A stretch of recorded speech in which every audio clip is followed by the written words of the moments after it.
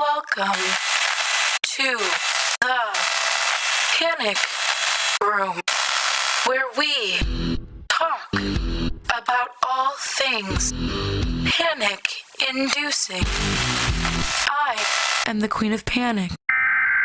Warning, some episodes may contain content that may be disturbing to others.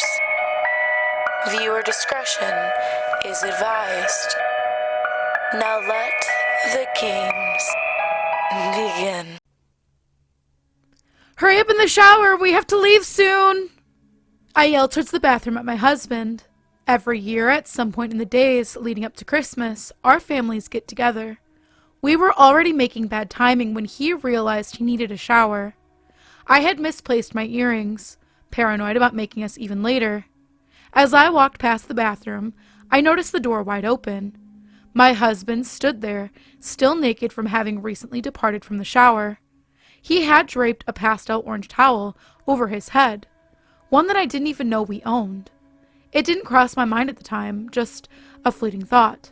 He swayed gently from side to side, like a swinging pendulum. I giggled. Stop being silly, you know we're running late. Have you seen my earrings?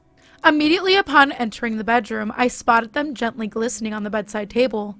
Relieved, I yelled again. Never mind, found them. As I put the first in, my gaze fell directly ahead of me, at the painting of a lighthouse hung to our bedroom wall. My husband was never a stranger to local markets. He almost had a talent for buying the strangest items. I've grown used to it, but this painting always stood out to me as a bizarre purchase. The lighthouse stands as the subject, with a series of indistinct, colorful blobs painted around the bottom. A crowd of nondescript people, I had always assumed. On the frame at the bottom, a title or note or quote of some kind had been etched in, "The Jolly Good Fellows." My trail of thought was cut short as I failed to get the second earring in. I had stabbed myself slightly and began to head to the bathroom for the assistance of the mirror. He was still standing there, swaying.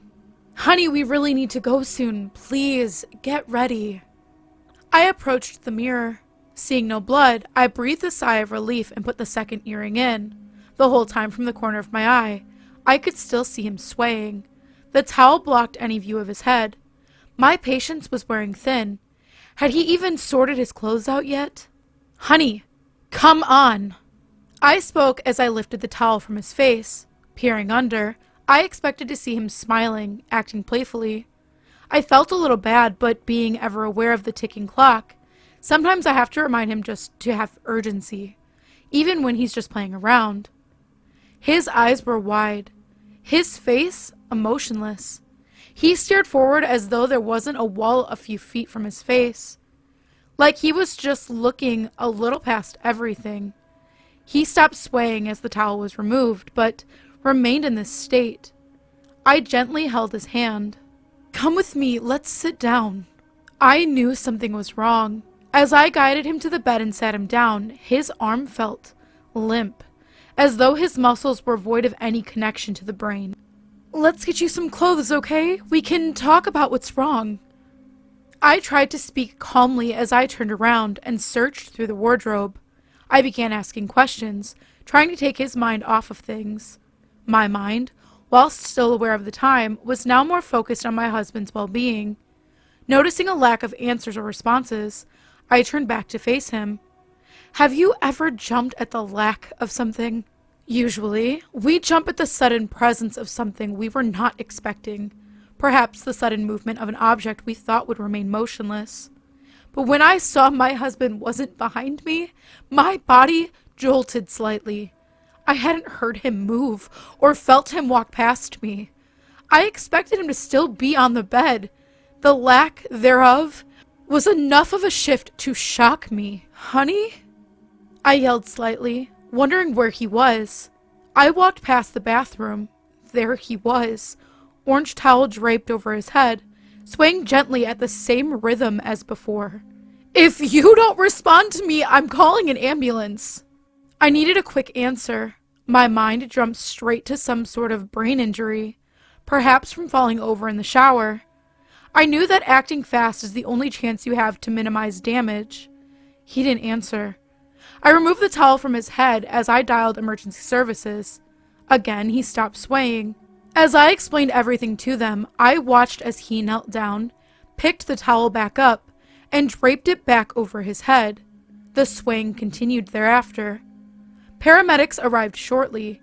He put up no fight and allowed them to escort him to the ambulance in a wheelchair. I kept asking questions about whether he'd be okay. They had to keep assuring me that whilst the hospital would do everything they could, they had no information to go off of. My racing mind looked past this and continued to ask similar questions regardless. He kept trying to stand up whilst en route to the hospital, yet would be compliant when they gently pushed him back down. As long as someone was guiding him, he would follow. When this stopped, he would try to move. The same had happened back home. He only got up and left once I had sat him down and let go of him. Through the sound of the sirens wailing overhead, the bumps of the ambulance's journey, and trying to hold back my tears, I could hear a familiar tune. My husband, showing almost no other signs of activity, was gently humming. I leaned in to get a better listen.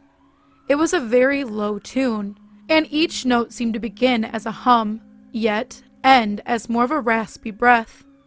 Each one seemed to continue for slightly longer than they were supposed to, but I recognized this tune. He was humming for He's a Jolly Good Fellow. Arriving at the hospital felt like a blur. Everyone knew exactly where they were going. I was following along, completely lost in this maze of signs and painted lines intended to guide. We had left the ambulance and arrived at his assigned bed before I could process what was happening. As soon as he was laid down, the confusing blur continued. Ma'am, can we borrow you in the next room? We just need you to fill out some paperwork.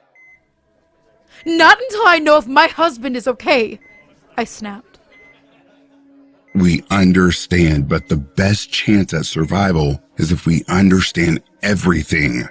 This paperwork will take care of some of that. I was assured that a doctor would be in the room shortly, and that my husband was in good hands. I shouldn't have listened. They certainly didn't. I explained that he kept trying to get up and walk about, but they clearly underestimated. I hadn't even helped the lady fill out my husband's personal information before we were informed that he was missing. He can't be far. Keep an eye on all the entrances. The staff spoke to each other urgently. I was asked to remain calm and continue helping with the paperwork, but I refused. I attempted to run around the hospital to join the search, but was quickly told that I don't have the authority to be wandering around alone. I hardly cared. My husband was the only thing I had on my mind, but I didn't want to be escorted out and risk not seeing him at all when he was found. I took my efforts outside the hospital. I looked around the parking area and then the nearby streets. After an hour and a half, I was still wandering with no word from the hospital of any findings in the building. I began to walk home, hoping that somehow he had remembered the way. It was a 20-minute walk. I could not imagine that he had survived in this state, let alone managed to correctly identify the entire journey home. But it was worth a shot. I arrived to find our front window smashed. No glass on the pavement below told me that somebody had broken in. Perhaps I should have been more cautious, but I just wanted to know if my husband was inside. My hand shook as I struggled to get the key into the lock. Once I did, I turned the handle and ran inside. I don't think I even closed the door behind me. "Honey, are you here?" I don't know if I was surprised to see what I saw, or whether I expected this. There he was, in the bathroom, orange towel draped over his head, swaying gently. This time, a pool of blood collected on the tiled floor below, dripping from his right arm. Cuts on his legs and torso told the full story. He had no concept of pain. He smashed the window to get in, to get back to this exact spot. The injuries meant nothing to him. For whatever reason, his mind was focused on only anchoring itself in that bathroom, under the gentle weight of a towel. Crying, I approached him and lifted the towel slightly. I hardly even noticed the blood soaked into it. His eyes were red. Had he even blinked since this began?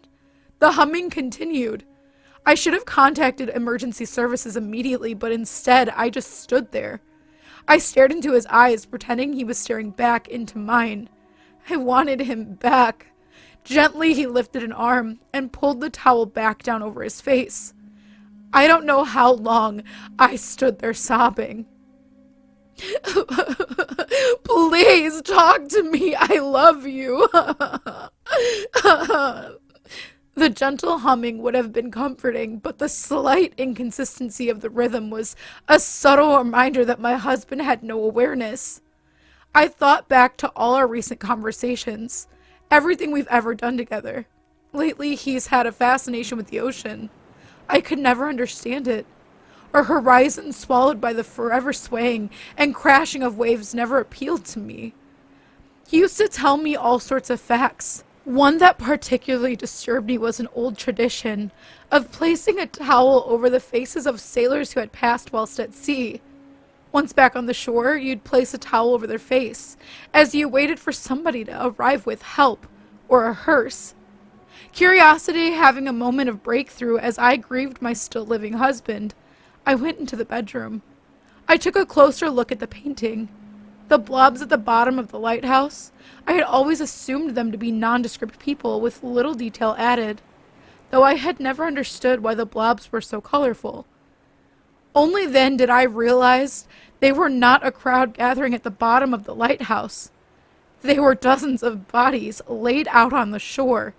Pastel-colored towels were draped over their faces. Perhaps my husband is there now, forever visiting the lighthouse, staring into the horizon as it's swallowed by the ocean.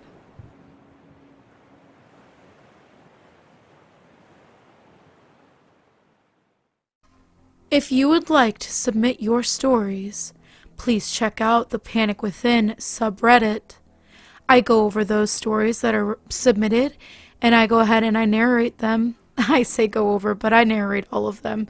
So if you are interested in something like that, go ahead and take a look in the description, and you'll find the link there.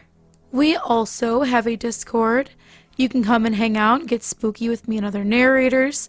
We post new content, up-and-coming videos, promotions, and we also just hang out and chat, and you can come and hang out with us there. If you're interested in that, link is also in the description below. And last but not least, if you are interested in doing a collab with the King of Panic or myself, you can absolutely reach out. If you're another creator, you can do one on our channel, we can do one with you. We are completely open for collab as of right now. Looking for new stuff to do and very excited for anybody who reaches out. The best way to do that is through Twitter or Discord. I do check Instagram and I will get back. It just might take a little longer because I'm super bad at that, but I've been trying to be better. So if you do reach out there, even if it takes a couple days, I'll be there. But like I said, we're excited. So please definitely reach out and we're looking forward to it.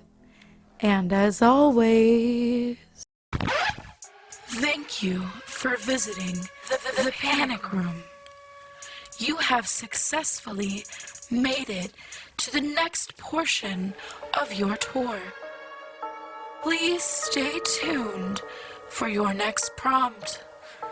Click the like button and subscribe to receive notifications for when the next portion of your tour is ready to join. Thank you for watching. Don't let the panic drown you.